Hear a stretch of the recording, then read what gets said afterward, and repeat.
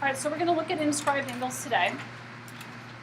And an inscribed angle does not come from the center of the circle. So it's going to actually have a point that sits on the circle. So here's the definition of an inscribed angle. It's an angle whose vertex is on the circle, and so that's the important part right there. So now your vertex is going to start to change. Prior to today, the vertex of the central angle was at the center. That's why it was called a central angle.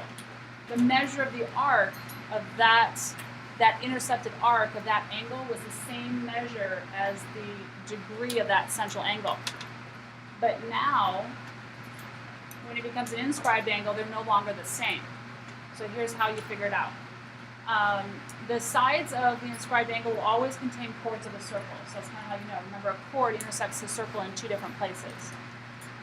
So on your picture, you can see some dots on here. We're going to call the middle E, and these points are A, B, C, and D as in dog. So you are going to connect and make a chord from A to B, and a chord from B to C. So the inscribed angle on the picture would be angle ABC. The vertex is B.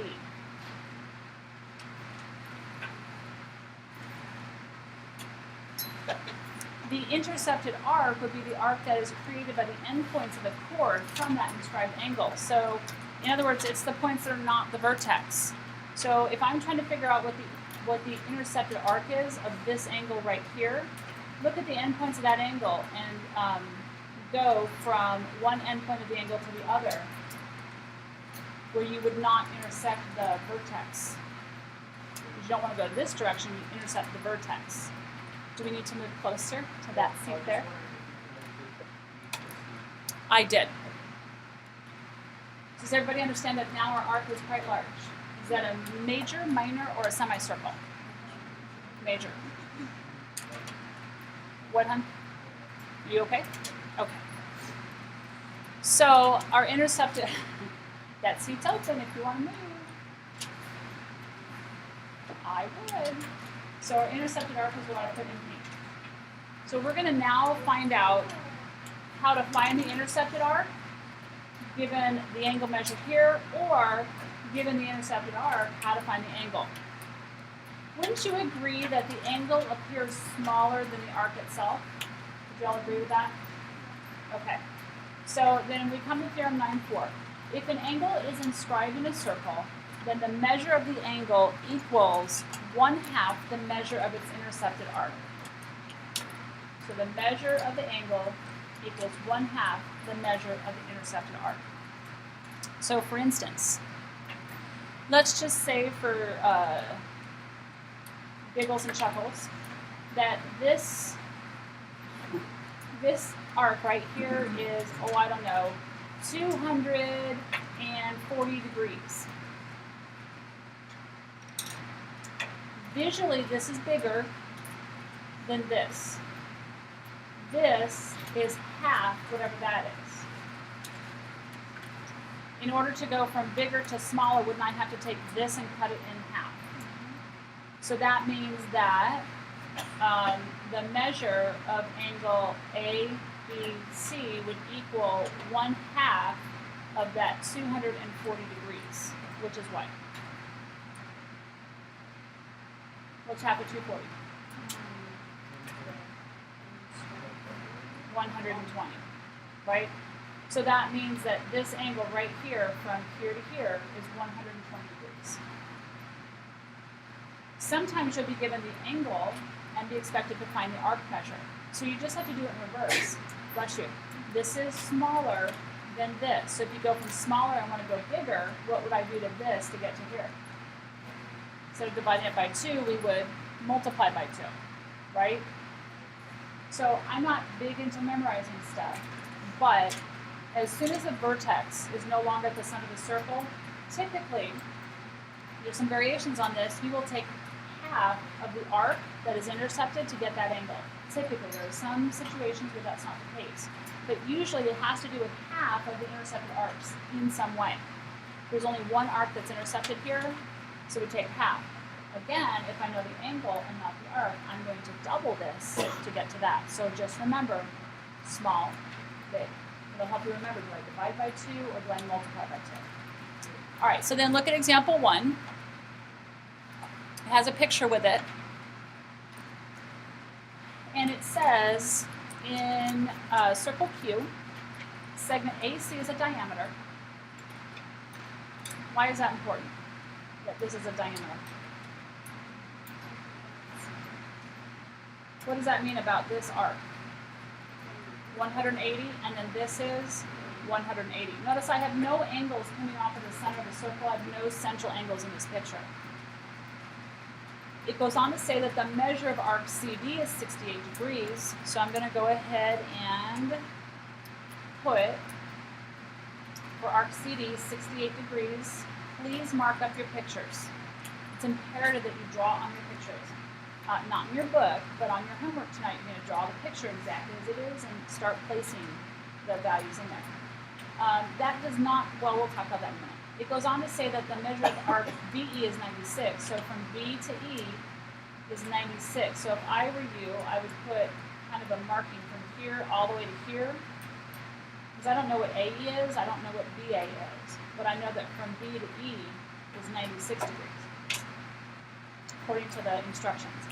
Our job is to find the measure of angle ABC, angle BDE, angle CED, and the measure of arc AD. So, a couple things. One of the first things I like to do is find all the measures of the arcs of the circle. If they gave you something that's a diameter, you must have to do something with it. So so AC is my diameter. From here to here is 180, and from here to here is 180. So I could find the distance from A to D, right? How would I find this? Take 180 minus 68, that might be useful. We'll see. I don't really have the ability yet. I know that this is 180, but I really don't have the ability right now to find this. So to find all the measures of the arcs of the circle is going to be a little difficult right now. So let's start looking at angles one by one. So I'm going to find the measure of this one. Let's see if we can find it right away. So I'm going to trace from A to B to C. I'm going to trace with my finger because you're going to get confused. From A to B to C.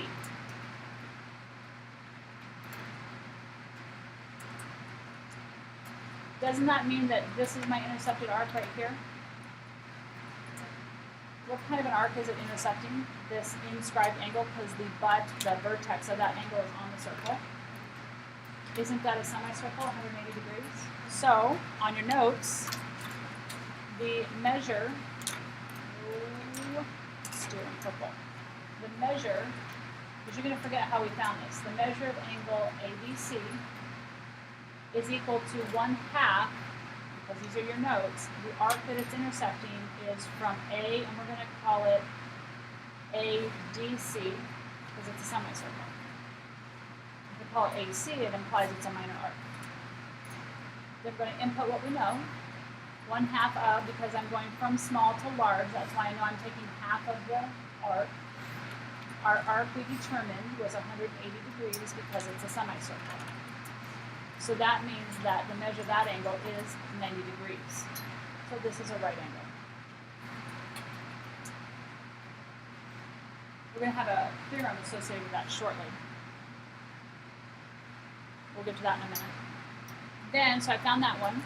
So then they want us to find the measure of angle BDE. So again, let's trace from B to D to E. That means D is your vertex. From B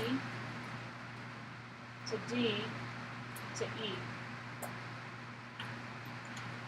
That's the angle there. If you need to use highlighters or colors on your homework, feel free, or draw a different circle so you can clear away the extra stuff. Wouldn't this be my intercepted arc from here to here? Again, this time I know that intercepted arc measure is 96 degrees. So the measure of angle BDE is equal to half of its intercepted arc, which was from B to E. It's a minor arc, so we name it with 2 letters. So plug in what you do know. I know that that arc has a measure of 96 degrees. So what's half of 96?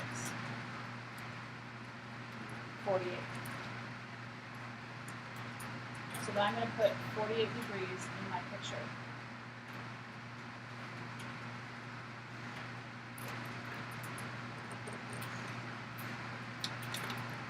Then we have one more angle to find.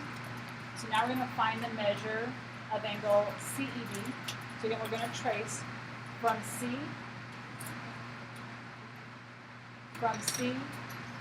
to E to D.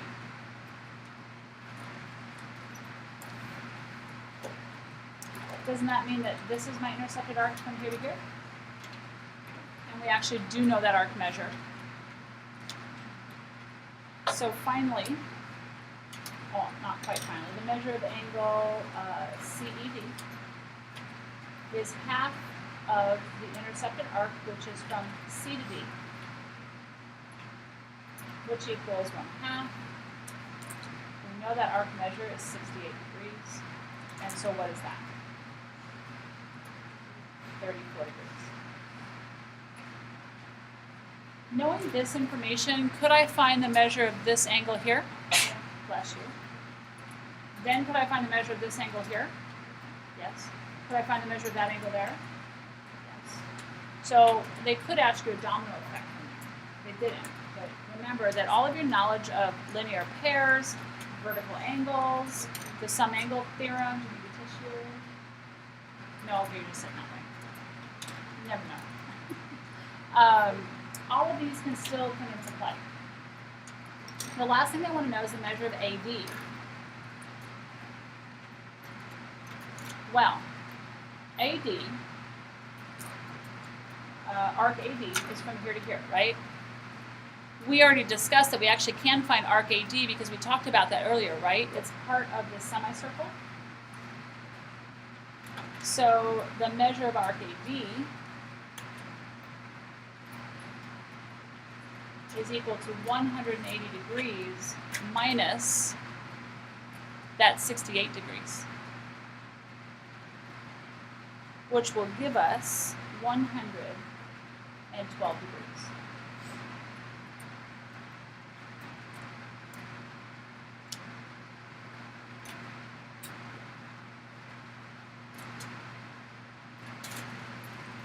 So we've answered everything on there that we could. So you have some problems that look like that today. All right, so then let's look at theorem 9.5. If two inscribed angles of a circle or congruent circles intercept congruent arcs or the same arc, then the angles are congruent. And here's what that looks like. Here's a circle. Here's your center of the circle. We'll call it circle A. Let's say that you have one inscribed angle that looks like this. We'll put the points here and here, and we'll call this point B and this point C. And let's put D here. So I'm going to connect B to D, and I'm going to connect, not making it a diameter, I'm going to connect D to C.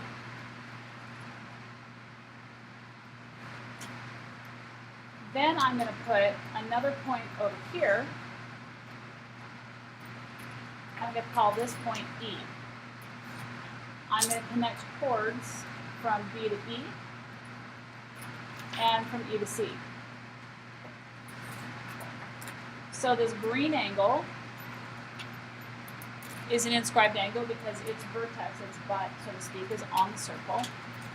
It intercepts arc BC. This purple angle here, BBC, is also an inscribed angle. It also intercepts the same arc. Both angles start and end with the same letters. So they are two inscribed angles that intercept the same arc. Two inscribed angles.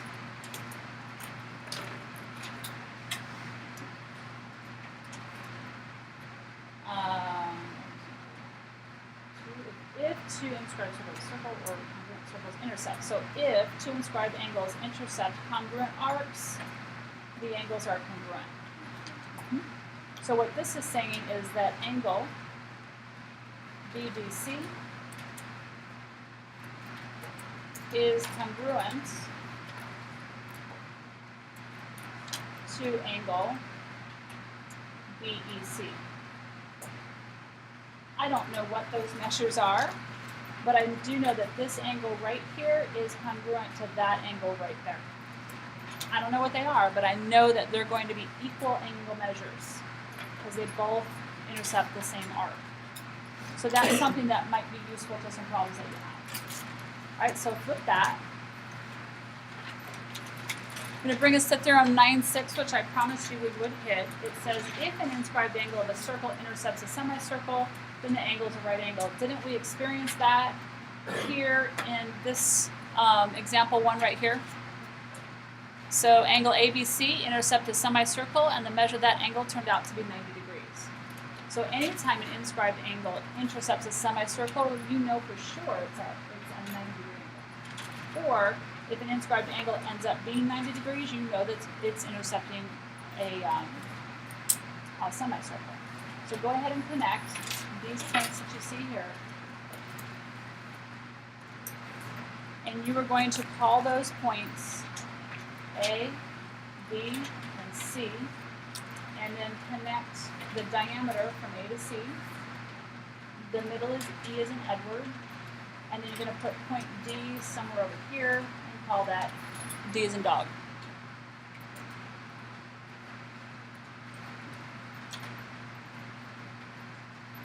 So all of this is saying is that the measure of angle ABC is equal to,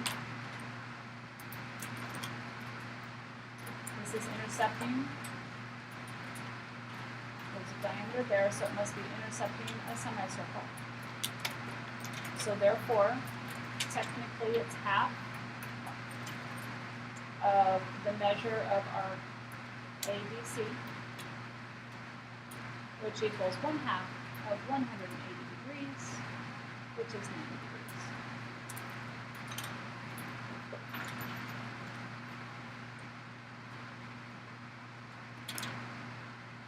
So you shouldn't have to go through all that. You should be able to jump from here to here. So let's look at example 2. Pictures will deceive you, as hopefully you've learned now in your textbook. Because on this picture, it looks like I have a square inside that circle, correct? However, when I've labeled for you angles 1, 2, 3, 4, 5, 6, you cannot assume that this is a square. Here's what you're told. In circle X, the measure of angle 4 is 7x plus 3. So this right here is 7x plus 3. I'm going to squeeze it in there. And the measure of angle 5 is 7x plus 3.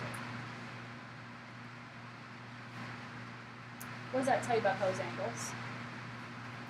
They're congruent. If those angles are congruent, what does that tell you about the sides here? Bless you. They're congruent. And if the diameter is the longest chord in the circle,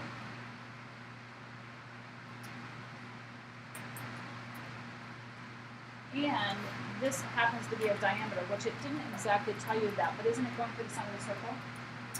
And didn't they call the circle circle X? You can assume that that's a diameter. So therefore, it is intercepting a semicircle. Isn't angle 6 going to be a right angle?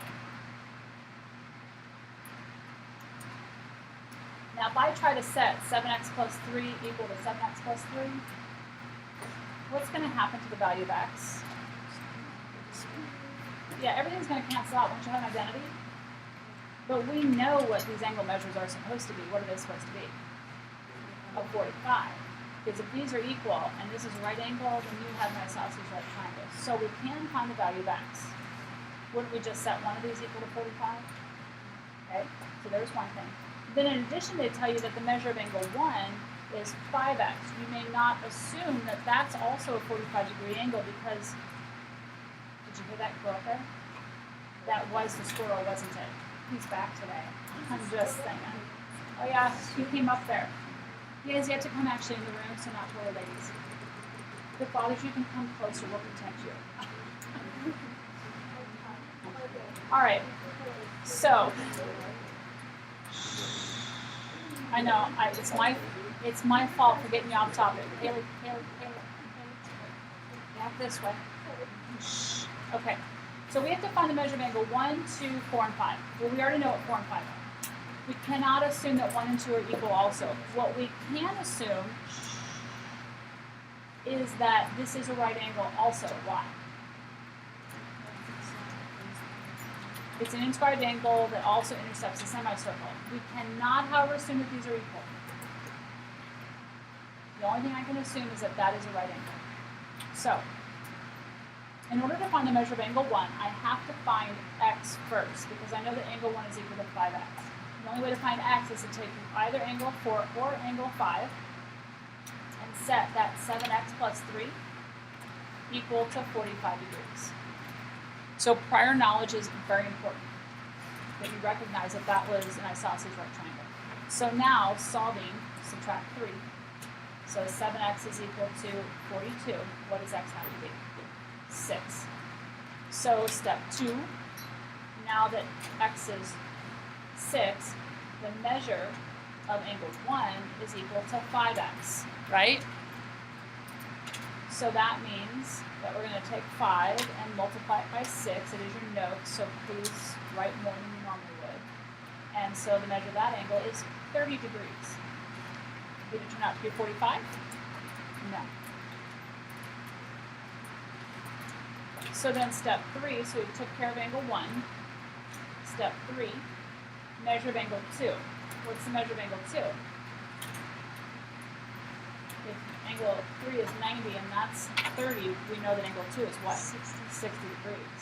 So measure of angle 2 is automatically 60 degrees. We took care of that one. 4 and 5, bless you. We have already determined that the measure of angle 4 is equal to the measure of angle 5, and therefore they both equal 45 degrees.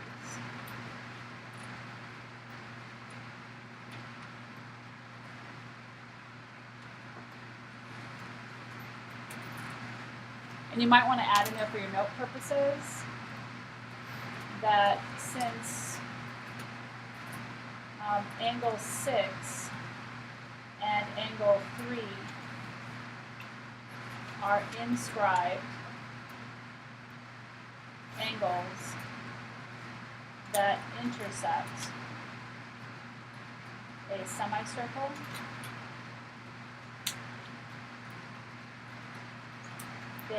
they equal 90 degrees.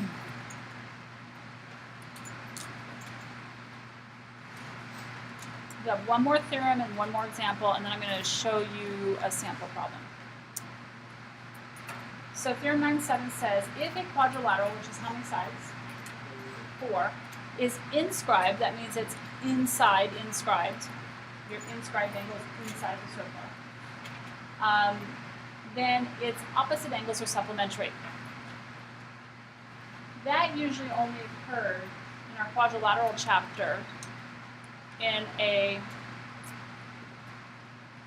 consecutive angles, right? In parallelograms, weren't opposite angles congruent, right? But this is saying if you take any quadrilateral, and I drew a picture here in example 3, any quadrilateral that is inscribed, and an inscribed polygon, if you recall from earlier lessons, means that all vertices lie on the circle, so that polygon is created by chords of the circle. Then it's saying here that opposite angles are supplementary. That's a way to set up an equation. So look what they gave in example 3. Quadrilateral QRST is inscribed in circle C. So you know for certain that all 4 vertices lie in the circle. If the measure of angle T is 95 degrees, which I wrote in there for you, and the measure of angle S is 100 degrees, then find the measure of angle Q and angle R. So to find the measure of angle Q, won't I take 100 degrees, this is step 1, plus the measure of angle Q, because they are opposite angles. Shouldn't that equal 180 degrees? So then what is the measure of angle Q? 80 degrees. So then that's 80 degrees. We cannot assume, however, that QR is parallel to TS unless you were told that. We cannot assume it, so don't assume that. And then step 2, 95 degrees plus the measure of the opposite angle to that, measure of angle R, that should also equal 180 degrees. So if I subtract 95 from both sides, what is the measure of angle R? 85 degrees. What should all the angles in the quadrilateral add up to? 360 degrees. So you can check your answer by adding those 4 and see if they give you 360 degrees.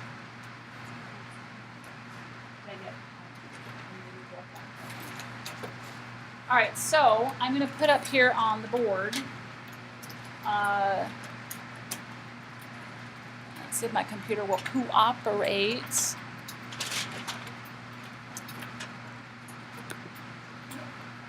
So I'm going to put this, whoop, there it goes, coming back, thinking, aha. All right, so let's look at this problem here. Copy it down as best as you can. We're going to run our way through questions 1 through 3. So you have this lovely picture. I can't make it any bigger. It is called circle P. So because it's called circle P, we know that that's the center of the circle. So we do have one central angle, don't we? Which would be angle RPS. It's created by 2 radii. So even without reading anything, I know that this is congruent to this because those are radii. So that's an isosceles triangle in there. Everything you know about isosceles triangles would be true. In addition to that, notice in the directions, which is very easy for us to skip, that arc RS is parallel to arc TBS. Those are not supposed to be arcs. Those are supposed to be chord measures. So this is parallel to this. That means I have a transversal here, here, here, and here. Wouldn't alternate interior angles be congruent? Wouldn't consecutive interior angles be supplementary? That is going to be very useful to answering some of these questions. So number 1 says, name the intercepted arc for Rs Rts. I don't even have to look at the picture. The definition of an intercepted arc would be the endpoints of the angle. The only difference might be, so I'm going to assume it's arc RS. The only difference would be if arc RS is a major arc, I need to include another letter in there. So look at angle RTS. From R to T to S. So I am tracing it with my finger. So this is the arc that they're looking for. Isn't it a minor arc? So isn't our answer over here arc RS? It's the same endpoints as that angle measure itself, right? Name an inscribed angle. We have a lot, don't we? Inscribed angle, it has to have its vertex on the circle. So somebody give me 1. 1, just 1. T, what'd you say? RS, yep, there's 1. What else? RSV, what'd you say? Okay. What about RPS? Would that be inscribed? Nope, that's central. Your vertex has to be on the circle. So RQS wouldn't work either. Name a central angle. We've already named that, RPS, right? So that's just naming stuff. Now come down to here. Let's start naming. They've given us some additional information. They said that arc SV is 86, so this is 86 degrees there. And angle RPS is 110. From R to P to S, oh, this central angle is 110. What does that tell me automatically? What do I know about the intercepted arc? It's the same, right? Because it's a central angle. It's not half. It's the same. Now, what angles intercept this arc here?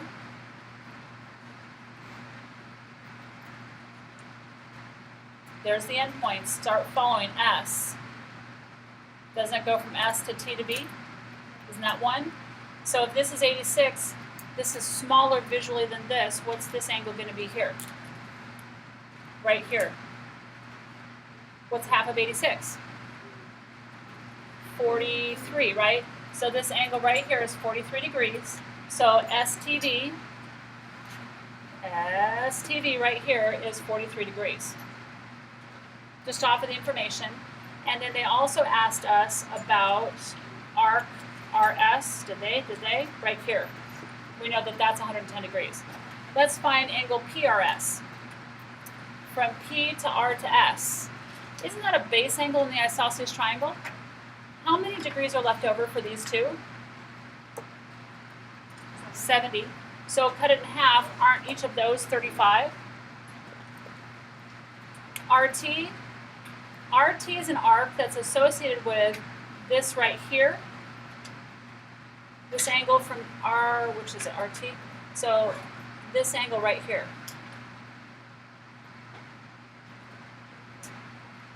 That is not part of the isosceles triangle. But it does intersect arc RT. If I can find another angle that also intercepts that arc, plus, isn't this a transversal going through it right here? Aren't these alternate interior angles right here and right there? Weren't these parallel lines? So there's that transversal TS. Those are alternate interior angles. So if that's 43, what's that one? 43. So I now know that this angle here is 43 degrees. So what's the intercepted arc to that? That's smaller. That's larger. So double it, 86, same as that one. So this is 86 degrees. So we put an 86 out here. Couldn't you find this one now? If you had to? Because they all add up to what? 360. And then from there you can find any other angle that you need to. So your homework assignments out of your textbook. So write it down before you leave.